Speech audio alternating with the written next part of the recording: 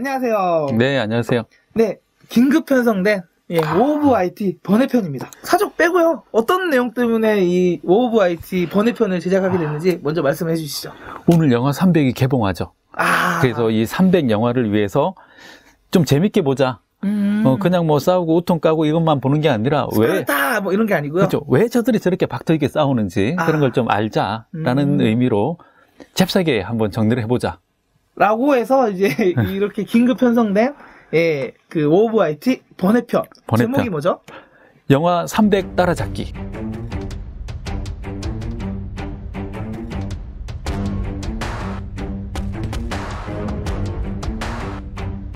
따라잡기 편을 제작하게 되었습니다. 네. 그 모르시는 분들을 위해서 딱 요번 설명하고 그다음부터는 언급은 안 하겠습니다. 네. 워 오브 IT라는 팟캐스트가 있었습니다. 작년에 있었죠. 여기까지만 얘기를 하고요. 뭐 궁금하신 분들은 찾아보시면 그게 나올 테니까요. 뭐 전쟁사에 대해서 이제 라디오 캐스트로 야심차게 시작했던 건데 뭐 무슨 이유에선가 이게 소리소문 없이 호응이 없었어요. 호응이. 리뷰가 하나 달리긴 했어요. 근데 뭐 실망이었다 생각보다. 그렇죠. 결과적으로는 그린라이트가 안 켜졌어요. 네, 그래서 이제 그 편은 안 보셔도 상관없고요. 뭐 전혀 다른 편입니다. 네. 원래 이제 워 오브 IT라고 해서 뭐 전쟁사와 IT를 좀 결합을 해서 하는 시리즈였는데요. 오늘 뭐 IT 얘기도 나오나요? 오늘 IT 얘기는 뭐 거의 언급을 안 한다. 오늘은 그냥 영화 300 그 자체에 대한 역사적인 흐름만 얘기를 해보도록 하겠습니다. 그래서 영화 보시기 전에 그냥 부담 없이 이거 한번 보시고 영화를 보시면 그렇죠. 좀 더 재밌게 볼 수 있지 않을까? 그렇죠. 이거 보고 또 다른 사람들한테 영화를 보고 나서 굉장히 잘난 척할 수 있는 그런 계기가 되죠. 네, 알겠습니다. 그러면은 뭐 빠르게 바로 진행을 들어가도록 하겠습니다. 그러면 시작에 있어서 가볍게 소개 한번 해주시죠. 네. IT 오브 워라는 칼럼을 쓰고 있고요. 밀덕으로 유명하고 있는, 유명해지고 싶은! 유명해지고 싶다, 정말. 김영욱입니다. 반갑습니다. 네, 저는 이제 여기 스튜디오와 촬영과 편집을 담당을 하고 있는 이 스튜디오의 양 PD입니다. 반갑습니다. 양승철 PD님의 이런 적극적인 지원 감사합니다. 어제 전화가 왔어요. 하시겠다고. 그래서 사실 오늘 아침에 부랴부랴 준비를 했는데 저희 스태프들이 뭐 사족이긴 하지만 다른 데 다 촬영을 가서 제가 지금 찍고 제가 보면서 하려고 하니까 사실 지금 녹화 지금 1시간째 다시 하고 있는 거예요. 몇 번의 제 촬영 끝에 이번에는 들어가겠죠. 역시 대표가 되니까 잘 못하는 것 같아요. 네, 그럼 빠르게 진행을 하시죠. 지금 뭐 제가 잽싸게 화면에 맵을 띄웠어요. 와, 맵이 굉장히 괜찮아 보이는데요? 생소한데? 빅맵이네요. 빅맵이에요. 뭐 아이언맨 뭐 이런 데 다 나오잖아요. 네, 빅맵을 지금 보고 계시고요. 그 영화 300이 일단 저는 좀 가물가물하거든요. 그 지금 개봉하는 편 말고 처음에 개봉했던 거 1편이라고 해야 되겠죠? 그렇죠. 1편. 이게 우통간 남자들이 스파르타 그다음에 뭐 나는 관대하다 발로 차고 이거밖에 기억이 안 나거든요. 그다음에 연관 검색어로 하하가 나오죠. 스파르타. 이게 너무 가물한데 몇 년도 영화였나요? 이게 2007년에 나온 영화니까 벌써 꽤 된 영화죠. 벌써 7년, 8년, 그렇죠. 7년 정도. 그렇죠. 그 7년 전 영화인데 7년 만에 다시 나오는 이유가 있겠죠. 뭘까요? 7년 전에 재미를 봤다는 얘기죠. 근데 그 영화 벌써 7년이나 됐군요. 그렇죠. 근데 그 7년 전에 그 영화에서 그 그리스의 왕이 죽잖아요. 정확하게는 스파르타의 왕이 죽었죠. 네. 그래서 속편을 만들 때는 그 다음 이야기를 계속해서 진행을 할 수밖에 없는 상황인 거죠. 죽었으니까 걔 말고 또 누구를 발굴해야 되는 거죠. 그러면 이 영화의 큰 흐름, 배경에 대해서 먼저 설명을 좀 주셔야 될 것 같아요. 그 큰 흐름은 일단은 여기 맵을 보면서 제가 설명을 해드릴게요. 네. 지금 이 터키 지역이 있죠. 네. 자, 이 터키 지역에 보시면 여기가 페르시아 지역이었고요. 그러니까 지금의 터키 지역이 예전에 페르시아. 그리고 지금 이 그리스라고 되어 있는 이 지역 자체가 지금 보면 그리스라고 보이지만 사실은 옛날엔 여러 개의 도시 국가로 되어 있었어요. 그 중에 하나가 스파르타, 그리고 아테네, 그리고 마케도니아, 테베, 테살리아 이런 부족 국가들로 도시 국가들로 되어 있었던 게 옛날에 그리스였습니다. 근데 한꺼번에 이 페르시아에서 쳐들어오니까 막아낼 수 있는 방법이 없는 거예요. 그래서 이 도시 국가들의 연합체가 바로 그리스 연합이었던 거죠. 아, 침략을 막아서기 위해서. 그렇죠. 그래서 그때 당시에 이 도시 국가들을 제가 좀 더 정리를 해드리면, 죄송합니다. 지금 그 실시간 검색어가 난리가 났어요. 그래서 뭔가 하고 보니까 디스패치가 그 김연아 열애설을 김연아 열애설한테 또 밀리면 안 되는데 아이스하키 선수 김원중이라는 네. 예, 이분과 함께 지금 굉장히 잘생겼어요. 예, 그래서 지금 데이트하고 이런 거를 지금 디스패치가 잘생겼다. 네, 다시 돌아오시죠. 네, 저 정도는 돼야 연하를 사귀지. 멋있네요. 은퇴 선언과 동시에 열애설이 터지는. 네. 미리 준비된 것 같은데. 네, 계속. 뭔가 덮을 게 있나? 네, 아무튼 여기 그리스가 있으면 여기 아테네가 있죠. 네. 여기가 아테네 도시 국가고요. 그리고 여기가 스파르타가 있던 스파르타 밑에 그냥 아래쪽에 남부 있었죠. 지역에 있네요. 그렇죠. 그리고 여기가 테베, 네. 그리고 여기가 테살리아, 그리고 여기가 마케도니아가 있던 자리입니다. 아, 그럼 이 국가들, 도시 국가들이 모여서 만든 게 그리스라는 연합체네요. 근데 그 영하 300이 터졌을 때는 마케도니아는 페르시아에 동조를 했고요. 그리고 테살리아는 중립을 선언했어요. 나는 휩쓸리기 싫다. 아, 그러니까 그 그리스 안에서도 서로 또 갈렸었네요. 그렇죠. 그래서 얘네들만 연합을 한 거죠. 얼마 안 되는데요, 그러면은? 그러니까 얼마나 힘들었겠어요. 그러면 이게 페르시아가 총 몇 번에 걸쳐서 들어오게 됐나요? 그러니까 이 페르시아 전쟁이라는 게 총 3차. 3차? 네, 3차에 걸쳐서 쳐들어왔는데, 그 첫 번째가 그 BC 492년. 그러니까 기원전 492년에 혼자서 이렇게 배 타고 오다가 네. 풍랑에 의해서 여기서 그냥 끝납니다. 이게 페르시아 1차 전쟁이에요. 침공이라고 할 수 있나요, 그러면? 그냥 제풀에 꺾였죠. 그냥 전초전, 정찰 정도네요. 그냥 해보자 하다 끝났다. 그래서 2년 만에 다시 신기일전에서 BC 490년에 다시 한번 쳐들어와요. 안 좋은 기억이 있었잖아요. 네. 그래서 이번에는 이쪽으로 이렇게 쳐들어옵니다. 여기 있는 이 섬들을 타고 아테네로 바로 갔겠네요. 다이렉트로 쳤죠. 아테네로 바로 가다가 여기 이 지형이 있는데 여기 넓은 평원이 있어요. 네. 여기에서 또 박살납니다. 아테네한테. 굉장히 그냥 손쉽게 손쉽게는 아니고 굉장히 여기도 많은 이야기가 있어요. 그래서 그 얘기를 하면 오늘 시간 내에 마칠 수가 없어서 네. 그냥 여기 평원에서 이겼다. 그렇게 끝났다. 네. 네. 그리고 평원에서 이기자마자 우리가 이겼어요! 라며 누가 42.195km를 달려나가서 죽었어요. 아, 그게 마라톤. 마라톤이 되죠. 그래서 영하 300 이야기 안에 마라톤이 포함되어 있다는 걸 모르는 사람들이 너무 많아요. 예. 이 마라톤 같은 경우는 페르시아가 가서 박살이 났잖아요. 네. 그래서 페르시아의 후예라고 자신들이 믿고 있는. 터키가 아닌가요? 터키는 아니고 이란이 믿고 있어요. 그러니까 아니, 근데 왜 이란이 자기가 후예라고 하나요? 틀린 말은 아니니까. 아무튼 그래서요. 그 후예라고 믿고 있어서요? 네, 그래서 마라톤을 뛰지 않습니다, 이 사람들은. 맙소사. 그래서 심지어는 올림픽 할 때도 마라톤 분야에는 전혀 출전 안 하겠네요. 출전 안 하고, 이란에서 있었던 그 아시안 게임에서는 아예 마라톤 경기 자체를 안 했어요. 와, 이 올림픽 꽃이 마라톤인데. 그렇죠. 그 동계올림픽을 하는데 김연아가 안 나오는 거죠. 오늘 열애설이나? 대단합니다. 예. 행복하시길 바래요. 네, 저도요. 이쁜 사랑. 예. 이쁜 사랑. 뭘 해도 행복하실 거예요. 아이스하키니까 아이스링크장에서 만나서 그렇게 된 건가?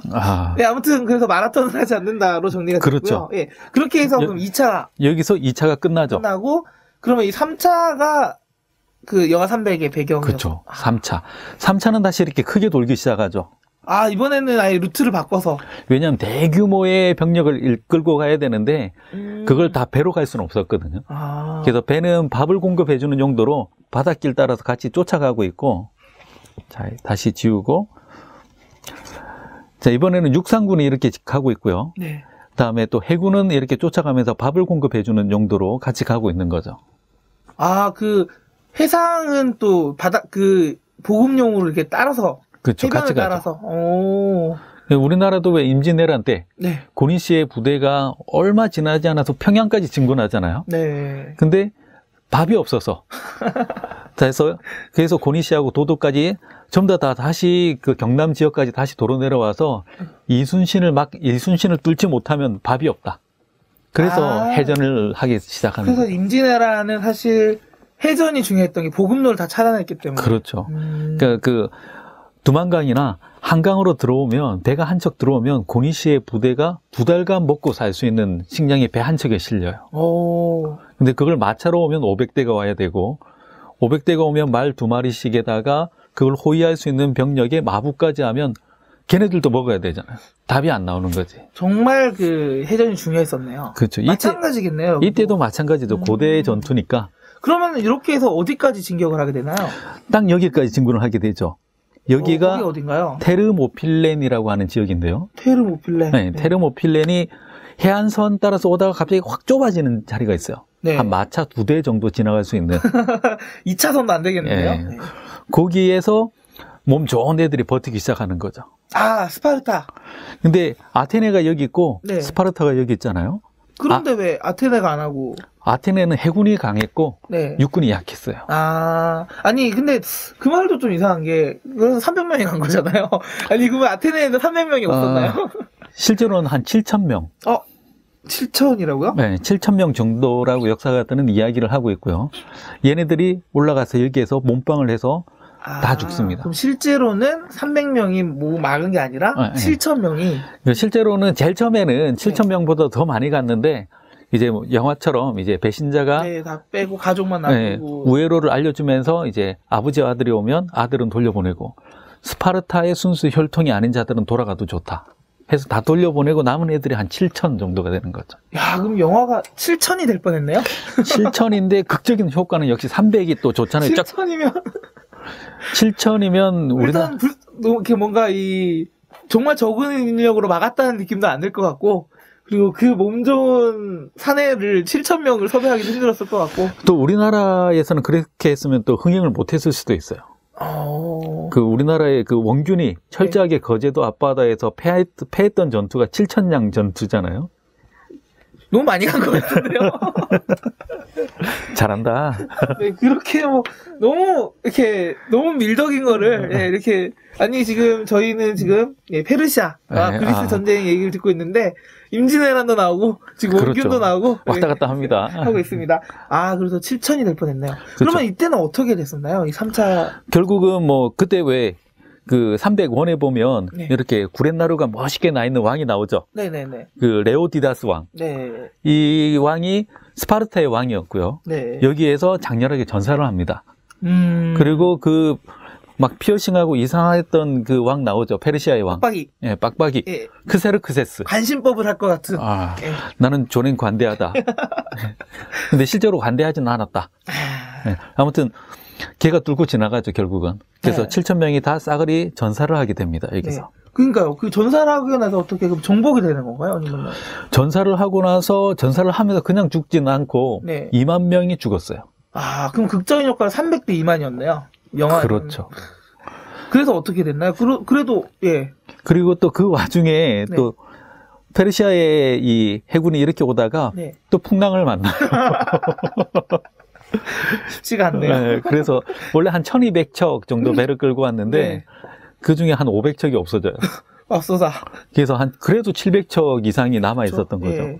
그 700척 이상의 배들이 계속 이렇게 돌아서 이렇게 오고 있고요. 다음에 육군은 계속 뚫고 지나가서 아테네까지 점령을 해버리죠. 점령을 당했나요, 그러면은? 아테네를 그때 점령 당합니다. 오. 그래서 여기 보면 계속 이렇게 와서 아테네를 점령을 합니다. 페르시아가. 네. 근데 아까도 얘기했다시피 페르시아는 아테네는 해군이 강하다고 했잖아요. 잠시만요. 그러면은 제가 궁금한 게 영화 300에서는 그 어디였죠? 테르모필렌? 테르모필렌. 네, 테르모필렌 거기가 침공을 당하고 스파르타 이제 300명이 다 죽고. 그렇죠. 거기서 영화가 딱 끝나잖아요. 끝나죠. 그러면 지금부터 이야기가 혹시 지금 이번에 개봉하는 내용인가요? 아니면은 좀 더 이따가 나오나요? 이번에 개봉하는 내용이 바로 여기서부터인 거예요. 그러면은 아테네가 침공 당하는 시점부터. 그렇죠. 아테네가 침공을 당하고 그리고 이제 아테네가 해전으로 응사를 하는 거죠. 여기서 이제 좀 말씀을 잘 해주셔야 될 게 그렇다고 해서 지금 이 영상을 보시는 분들이 영화적인 배경을 좀 뒷받침하기 위해서 보시는 건데 그 스포일러가 되면 안 되잖아요. 그게 무슨 말이냐면은 영화의 내용이 다 나오면은 좀 재미가 없지 않을까요? 근데 영화에는 약간 허구가 있어요. 아니, 그렇다고 하더라도 지금 오늘 개봉하는 이 영화 3대 제목이 뭐였죠? 아무튼 제국의 부활? 네, 제국의 부활 편에 있는 내용을 다 말씀해 주시면 영화를 볼 필요가 없어요. 근데 그건 뭐 영화의 내용이 아니라 그냥 역사예요. 스포일러예요.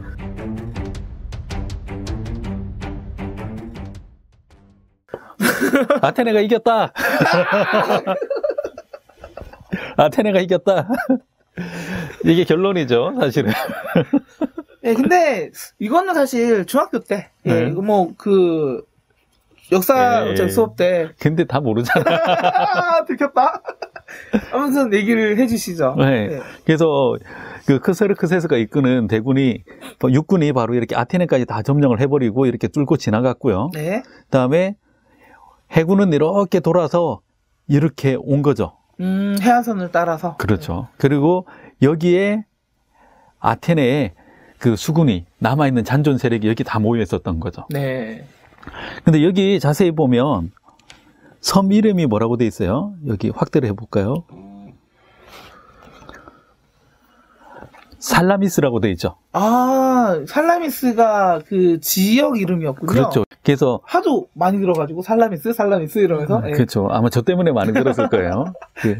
그 세계 4대 해전 중에 하나인 살라미스 해전이 바로 여기 있었던 거죠. 그러면은 그 영화 300, 이 제국의 부활 편의 메인 테마는 살라미스 해전. 살라미스 해전. 여기가 바로 클라이막스일 거예요. 저도 아직 안 봤지만. 그러면은 이게 영화의 포인트겠네요. 그러니까 그렇죠. 세계 4대 해전 중에 하나라는 살라미스 해전을 영화에서 살라미스. 네, 살라미스 아니고. 경상도 사람이라서요. 그렇죠. 언정아. 뭐 살 발음을 의식하다 보니까 쌀로 나오는데.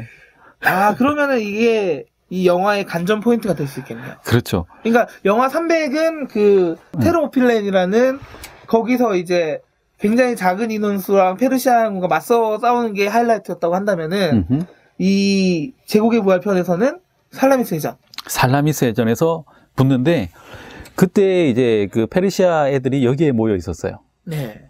여기에 모여 있었고 그리고 여기에는 그리스 해군이 있었어요. 네. 그리스 해군은 그때 한 380척 정도의 배가 있었고요. 아, 그리고 지금 지도를 보니까 어차피 아테네에서 저쪽은 섬이네요.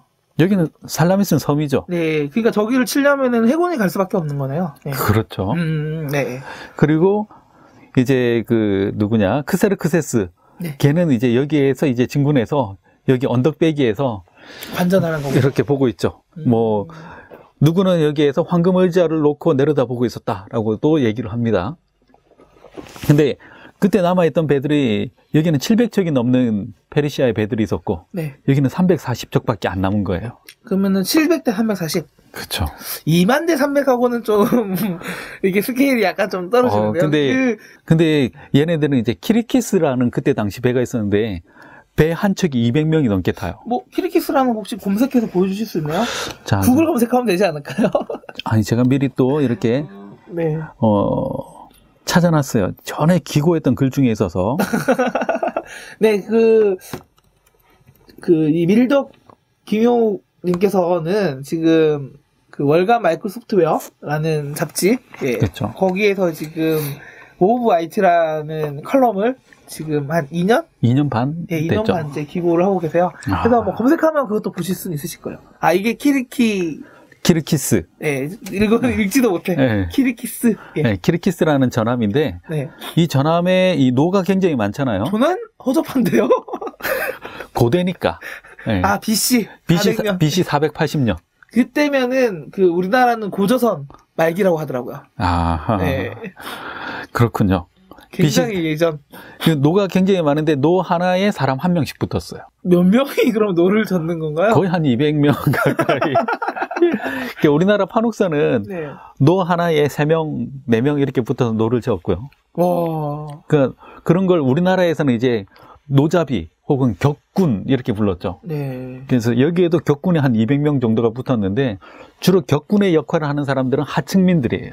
그러면은 이 전투 방식은 이 당시에는 해전은 어떤 방식이었나요? 해전은 일단은 뭐 외적들하고 비슷했죠. 화살? 가까이 갈 때까지는 화살 쏘다가 네. 백병전 그다음 일단은 배를 붙이고 그다음에 올라가서 칼로 무찌르는 거죠. 근데 우리나라 같은 경우는 임진왜란 때 네. 가까이 가지 않고 화포로 다 끝내버렸죠. 그 당시에는 화포가 있었으니까. 그렇죠. 예. 근데 얘네들도 다이다이 붙으면 그 양적인 우세를 이길 수가 없는 거예요. 그쵸. 300대 700이니까. 그래서 이 앞에 보면 충각이라는 게 있고요. 네. 이 충각, 이 배는 보면 보통 배가 앞부분이 높이 올라가야 되잖아요. 네. 이건 밑으로 내려가 있죠. 신기하네요. 예. 그래서 이 충각이라는 데다가 청동으로 이렇게 막아놨어요. 네. 그래서 열심히 노를 저어서 가서 충돌을 하는 거죠. 후진해서. 충돌하고 다시 반대로 노지를 해서 빼면 구멍이 뻥. 그럼 물이 콸콸, 침몰, 익사. 이게 다 거의 나무로 만든 배들일 테니까. 거의 다 뭐. 거의 다 대부분이겠죠. BC 400년인데. 예. 100%죠. 예. 뭐 청동으로 만들 수도 없을 거고. 그건 뭐 대하나 청동으로 만들지. 그래서 이 배들을 이용해서 싸웠다는 겁니다. 그러면은 그 페르시아는 배가 다른 배였나요? 페르시아는 그냥 돛담배였죠. 그러면은 양만 많지 별로 효율적이진 못했네요. 그러니까 질적으로는 이 그리스가 훨씬 더 우세했고요. 네. 양적으로는 페르시아가 우세했으니까 역시 또 똑같은 상황인 거죠. 좁은 데서 싸워야 둘러싸이지 않고 질적인 우세가 양적인 우세를 이길 수 있는 상황이 되는 거죠. 그러면은 어째 전개가 영화 300이랑 좀 비슷하네요. 뭔가 절제절명의 순간. 근데 이제 그 스파르타는 장렬히 전사를 했는데 이 살라미스 해전에서는 어떻게 됐을지 요게 관전 포인트로 보면 되겠네요. 그 살라미스의 그 영화에 보면 네. 또 얼굴이 약간 가름하고 콘택 600 스타일로 생긴 두산 콘택 600 이 나오는데 네. 그 사람이 그 제가 부르기로는 이 아테네의 이순신이다. 테미스토클레스라는 인물이 나옵니다. 테미스토클레스. 이 사람이 주인공인가요? 이 사람이 주인공이죠, 사실은. 이 사람이 살라미스 해전을 이끌거든요. 네. 근데 그냥 이끄는 게 아니라 우리나라도 보면 왜 거북선 만들어가지고 네. 화포 달아서 테스트 빵! 하고 쏘고 나서 그 다음날 임진왜란이 딱 터져요. 이런 드라마틱한 일이 어디 있어요? 뭔가 이 군사 무기를 개발했는데 그 다음에 바로 거북선 만들고 사실 거북선 밑에도 충각이 있어요. 그래서 부딪혀서 구멍을 뚫었어요. 아무튼 그 마찬가지로 테미스토클레스라는 사람도 페르시아가 쳐들어올 거야 라고 해서 미리 배를 200척을 건조해 놓습니다. 그래서 340척의 배가 완성됐고 신형배네요. 그러니까 그 신상이죠, 신상. 돛담배 그냥 이렇게 가던 거랑은 차원이 다른.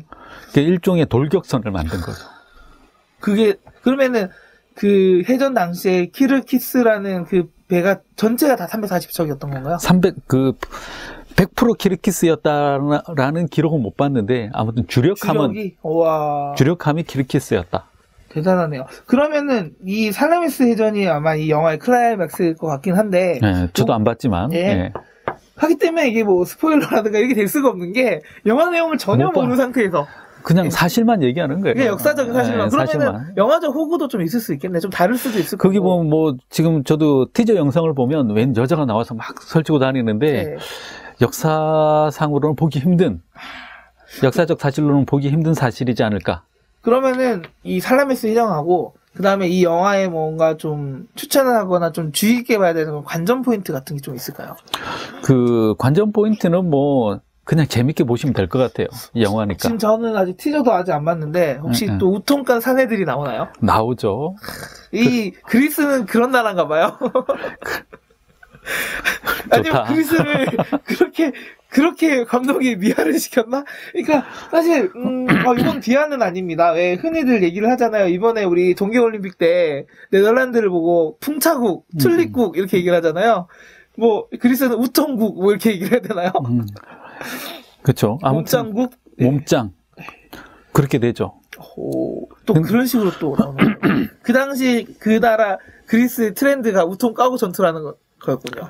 근데 뭐 그때 당시에 그리스에서 이렇게 전투에 임했던 사람들이라고 하면 이 사람들은 그 우리나라로 치면은 중산층 정도 되는 사람들. 그 나라에 잃을 게 많은 사람들이 직접 방패와 창을 들고 나와서 싸운 거예요. 야, 뭔가 좀 멋진데요? 그래서 이 사람들은 좀 특이하게도 리더가 없어요. 굉장한 민주주의, 그리스가 민주주의 국가잖아요. 그렇죠. 그래서 돌아가면서 리더를 해요. 그러다 보니까 이렇게 막 급격한 상황 변화에 대처를 잘 못하는 경향이 들어요. 대신 이제 다 이 나라를 지켜야 된다는 생각은 분명하니까 방패를 들고 창을 들고 빽빽하게 밀집 대형으로 이렇게 쭉쭉쭉쭉 전진하는, 그걸 방진이라고 하는데 그런 형태의 전쟁을 주로 했었죠. 좀 특이하네요. 왜냐면은 다른 나라는 이제 군인들 아예 그냥 전문화된 그런 게 있다면 여기는 예비군들이, 그렇죠. 예비군들이 향토 예비군이네요. 향토 자기네 고향을 지키기 위해서. 근데 아까 그 민주주의 얘기를 했잖아요. 네. 이 살라미스 해전 때 이 격군들을 네. 했던 그 하층민들이 네. 노를 굉장히 잘 저어줬어요. 그래서 그 키르키스가 제 역할을 할 수가 있었던 거죠. 함척이 200명이나 들어가는. 그래서 이 키르키스를 타고 있었던 이 하층민들에 대해서 그때부터 그리스의 상류층이 다시 보게 된 거죠. 그래서 이 사람들을 인간으로 대우해주기 시작해요. 그러니까 인간으로 대해주었던 게 뭐냐면 이 사람들한테 그 이후로 참정권을 줘요. 투표권? 네. 참정권을 주면서 그때부터 이 그리스에, 정확하게는 아테네에 민주주의가 제대로 싹 트기 시작하는 계기가 되는 게 바로 이 살라미스 해전이죠. 예, 그거 재밌네요. 그러면은 이 전쟁을 통해서 노예가 해방되진 않았으나, 네, 참정권은 가지는. 그렇죠. 네, 그런 노예가 되는군요. 물론 이제 남자들 얘기지만. 그쵸. 네. 이 당시의 민주주의는 남자들. 네. 일단은 뭐 거기까지라도 어디예요? 네, 그 포인트도 재밌네요. 혹시 뭐 더 얘기해 주실 포인트가 또 있나요? 조금만 더 보면, 네. 여기가 그리스잖아요. 네네. 그리스. 많이 간. 네. 네. 그리스인데, 네. 이후에 보면 이제 그 살라미스 해전 이후에 네. 그리스가 완전히 발려요. 그리스가 아니라 페르시아가 완전히 발리고 나서 그 다음에 조용히 살아요. 페르시아는. 근데 이거를 전쟁을 페르시아 그리스 전쟁이라고 하나요? 다른 전쟁 이름이요? 그냥 페르시아 전쟁이라고 하죠. 그렇죠. 페르시아 전쟁. 네. 근데 페르시아 전쟁은 4차까지 아니었나요? 그 4차는 뭐냐면, 네. 나중에 여기 있던 이 스파르타하고 아테네하고, 네. 나중에 페르시아가 공격을 안 해오자, 네. 이 둘이 싸워요, 결국은. 페르시아하고 아테네는 굉장히 협력지간 아니었나요? 이 페르시아 1, 2, 3차 전쟁을 서로 막으면서 이 둘이 굉장히 친해졌는데, 네. 문제는 뭐냐면 이 전체의 연합체가 있었어요. 그리스의 연합. 도시국가. 네. 이 연합이 그 페르시아를 막기 위해서 다들 금을 내서 군자금을 함께 했던 창고가 있었어요. 그러니까 이 전쟁의 위협 때문에 연합이 됐던 거네요. 그렇죠. 근데 그 군자금을 모으기 위한 창고를, 그때는 아테네가 제일 셌거든요. 어찌 보면 그리스라는 거는 그 당시에 나라가 아니라 그냥 연합, 나토 연합 이런 느낌이네요. 다국적군. 네, 유엔군 이런 느낌이네요. 평화유지군. 그렇죠. 그래서 이 아테네가 욕심을 내기 시작하면서 그 군자금으로 사용하던 금창고를 아테네로 옮겨요. 그 다음부터는 이 주변국들이 아테네에게 조공을 바치는 형태가 돼버린 거예요. 그쵸. 그거 계속 내던 군자금을 줬으니까 그 관리를 또 아테네가 하고. 그렇죠. 예. 그래서 그 뒤로 스파르타하고 붙기 시작하는데, 이때 페르시아가 스파르타를 도와주기 시작하죠. 이거 무슨 나당연하고 신라의 그거 같은. 그래서 당나라 전쟁 막다가 갑자기 당나라가 도와주는. 예. 그래서 결정적으로 스파르타가 먹어요, 아테네를. 혹시 그러면 이 내용은 영화 300에 또 한 7년 뒤에 후속작 내용일 수도 있겠네요. 그럴 수도 있는데, 그러기에는 이제 좀 재미없는 게. 전쟁 스케일이 좀 작거나, 유명한 전쟁이 없었나 보네요. 요 다음에 또 요 위에 있던 나라가 테베라는 게 있었다고 했잖아요. 네네네. 테베가 또 득세를 해요. 재밌어지네요. 네. 테베가 득세를 하고 있었는데, 그때 기원 후 또 300년 정도 되면, 이 위에 마케도니아라는 나라가 있어요. 여기 있네요. 마케도니아 아직도 있죠. 네네. 여기가 또 힘을 얻기 시작해요. 그래서 마케도니아가 테베를 정복하고 그리스를 통일해버려요. 그리스면, 그럼 지금 얘기하는 이 그리스 도시국가가 다 같은 언어를 쓰는 건가요? 글쎄, 언어까지는 전 모르겠네요. 거의 그냥 우리나라 같네요. 그냥 우리나라가 삼국으로 찢었다, 그렇죠. 쌓았다 붙는 것처럼. 근데 마케도니아의 스케일이 그때부터 갑자기 커지죠. 갑자기 고구려처럼. 갑자기 여기를 다 먹어요. 여기를 다 먹고 네. 그리고 단 5년 만에 네. 페르시아를 먹어요. 오. 그리고 페르시아를 먹자마자 그 밑에 뭐가 있냐면 여기가 이집트가 있죠. 네. 그래서 갑자기 마케도니아가 그리스를 다 먹고 네. 터키를 다 먹고 네. 여기를 다 먹고 나니까 네. 이집트는 쫄린 거예요. 네. 그래서 스스로 항복을 해서 오, 왔어서. 그래서 마케도니아의 왕이 페르시아의 왕 그리고 이집트의 파라오까지 겸직하게 되죠. 그럼 이 나라가 뭔가요? 이 통일된.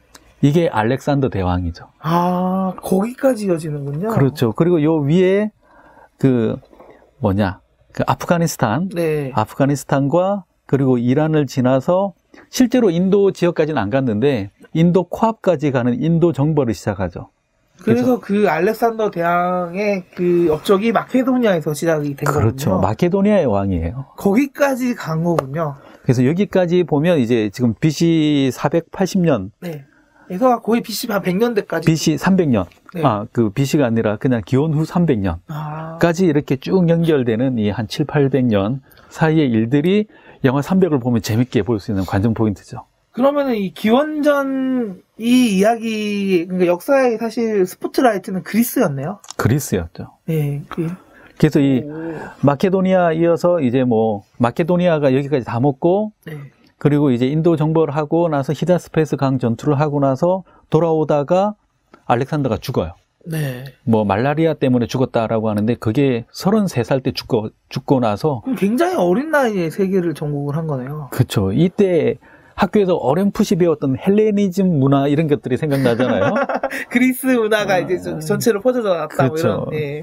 그게 여기에서 이렇게 하고 그 다음에 이걸 누르고 올라온 게 바로 로마예요. 아, 그러니까 그 알렉산더 대왕 이 시대가 패권을 잡다가 그 다음에 넘겨준 게 로마 제국. 그렇죠. 예. 꽤 오랫동안. 네, 그래서 관전 포인트에 대한 얘기도 잘 들었고요. 네. 그러면은 그 엄청난 이 기원전 역사의 주인공 그리스였는데 이제 그 그리스의 배경이 되는 유명한 전투 중에 하나인 살라미스 해전. 살라미스 해전. 네, 그 관전 포인트가 이번 영화 300 제국의 부활.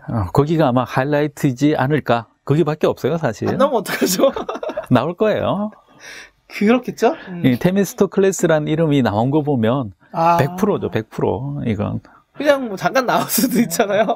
거기가 하이라이트에 저는 500원 걸겠어요. 알겠습니다. 네. 네, 그렇게 한번 보시면은 좀 재밌게 그렇죠. 보실 수 있지 않을까. 그래서 중요한 단어를 하나 뽑자면 네. 좁은 곳에서 싸워라.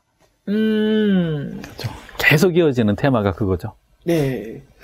네, 그러면 이런 관점에서 한번 영화를 관람을 해보시면 이 정도만 알고 있어도 영화가 좀 다른 시각으로 보여질 것 같아요.